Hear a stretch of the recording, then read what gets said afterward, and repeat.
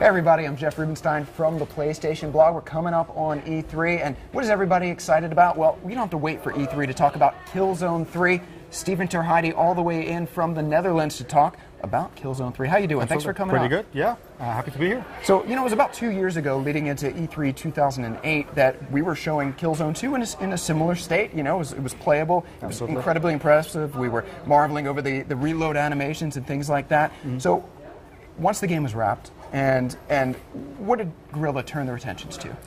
Well, we still had the DLC, the downloadable content, to obviously keep the fans occupied, and that's what kept a lot of the team occupied as well. But at the same time, we went straight into Killzone 3.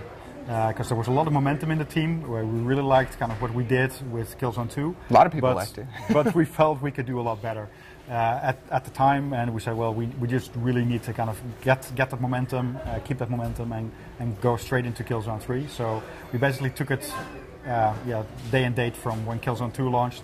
We went straight into Killzone 3. Now, I hear this a lot talking with devs. As soon as a game wraps, they're already thinking about the things that they wanted to get in there and they couldn't do. Absolutely. So, what types of things were you all looking at when Killzone 2 was done, where you thought, okay, we can do even better next time? Well, I think there's always things that you leave on the cutting room floor. So there's a lot of ideas that are being tossed around, a lot of different things that we want to do. We always look back at our previous games, seeing what kind of things really worked and that we wanted to bring on board this time around. But at some point, it's pencils down, and everybody's got ideas, but you really have to kind of lock the game down because you have to ship it, and because you have to get it into people's hands. So a lot of stuff that we'll see in Killzone 3 is stuff that we've been thinking about toying with for a long time. Things like jetpacks, obviously they were in Killzone Liberation already. Yep. And that's something that we felt that would really work well in first person.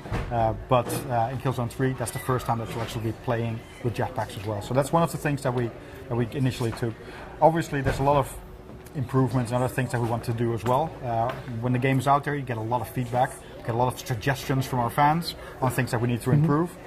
So all those kind of things we take on board as well, and that feeds into what we do for Killzone 3. I know you got a lot of feedback on controls. I know you released a patch in Killzone 2 later on after the game was out. Yep. So talk about controls. I know a lot of people have a lot of opinions about the Killzone controls. Yeah, there's a lot of opinions around that subject. Obviously, it's something to do with accessibility, being able to kind of go from one game to the next game, that the controls are familiar, that you know what to expect. Killzone 2 has a slightly different way of approaching the controls in terms of the weight. We really wanted to have that feeling that you're carrying a loaded weapon and it's heavy, and we do want you to kind of get that sensation. But at the same time, the lag, kind of the responsiveness of your controls, we felt we could improve that, and we needed to improve that.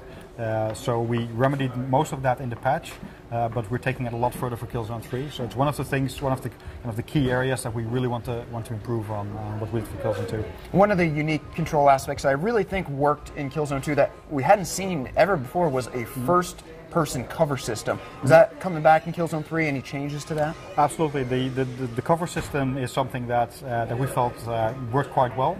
Obviously, it caters to kind of the more cautious player.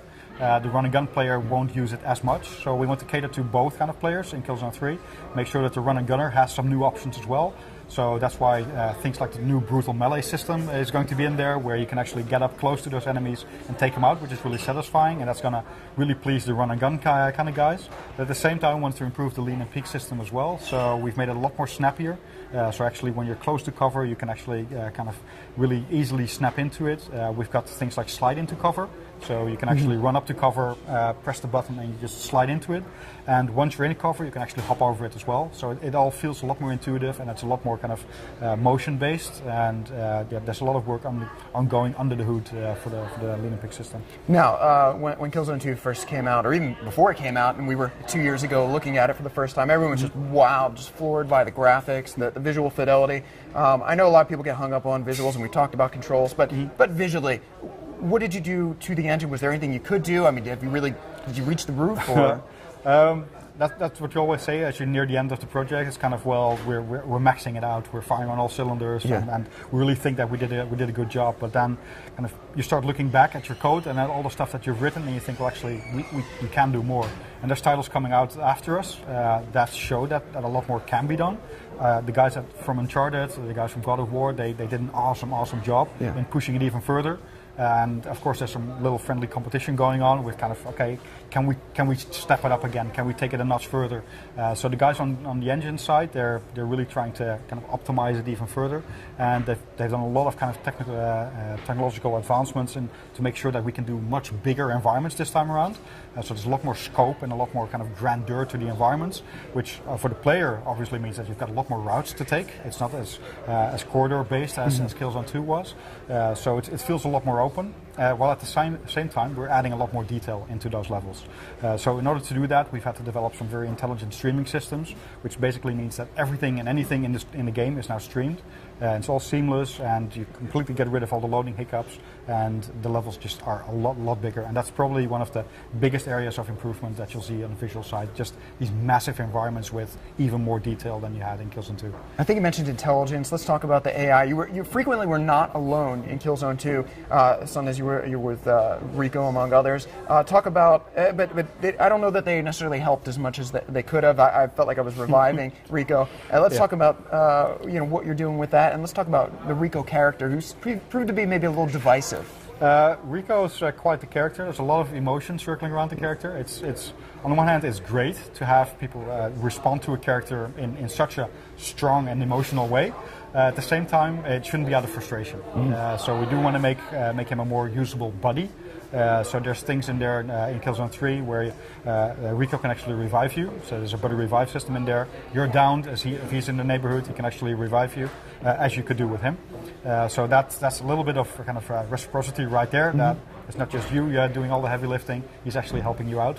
So that's one thing that we're doing. Obviously, we're ironing out a lot of his behavior issues where he's in your line of fire, where he's swearing all of the time. All the swearing will be gone, those kind of things. The colorful language is gone. So we make sure that he's a lot more useful this time around. And in terms of AI, because you've got larger environments, more open environments, there's a lot more options for those guys. So for both the enemy AI as well as your friendly AI, there's whole new approaches, and no encounter will ever play the same. That's already something that you saw in Killzone 2. You could play the same thing over and over again, and it wouldn't feel scripted. It would always feel fresh, and they would do different kind of behavior, sneak up on you if you weren't looking, those kind of things. You'll see that a lot more in Killzone 3, simply because the environments are bigger. So they have more space to play with, and we even take it up into the air with the jetpacks that we've got. We've got jetpack enemies in there, which adds a whole new dimension to the whole gameplay. And some nice death animations with those jetpacks as well. If you're not ready to talk about multiplayer, I understand, but if you could just summarize what would be the major difference, if you could just pick one thing between Killzone 2 and Killzone 3, just across, what would be the major across the game? Across the entire game. Across the entire game. I think it's variety. It's probably a key word there.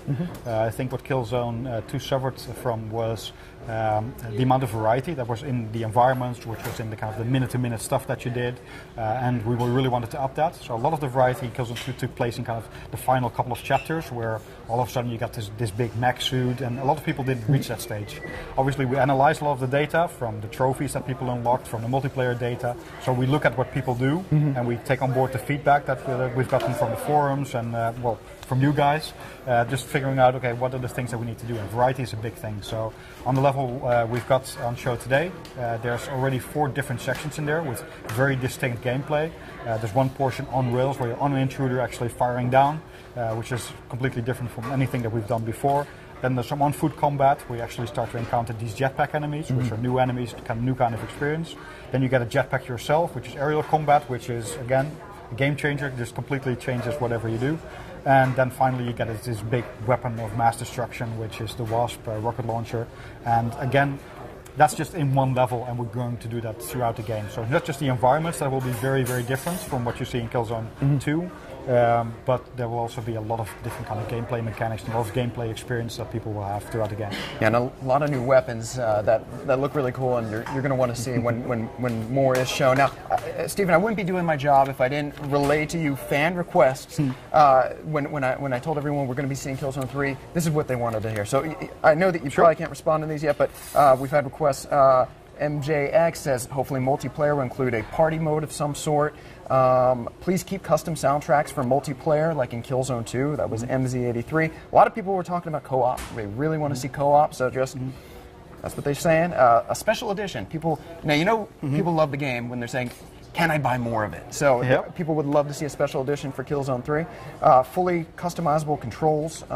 That was a big request. I know people like to, you're playing a lot of different shooters and they want to keep the same type of controls throughout the games. And last one, people were asking us probably some snipers, people who did make it to the end of the multiplayer, to the top of the rank there. They would like to see a prone position. So I know you really can't address any of these right now, but I thought it was important. I can give that to you if you want. Yeah, absolutely. People they're really passionate about Killzone, and I'm really passionate about Killzone, and really excited for what I've seen today, and I think you all will be too. So.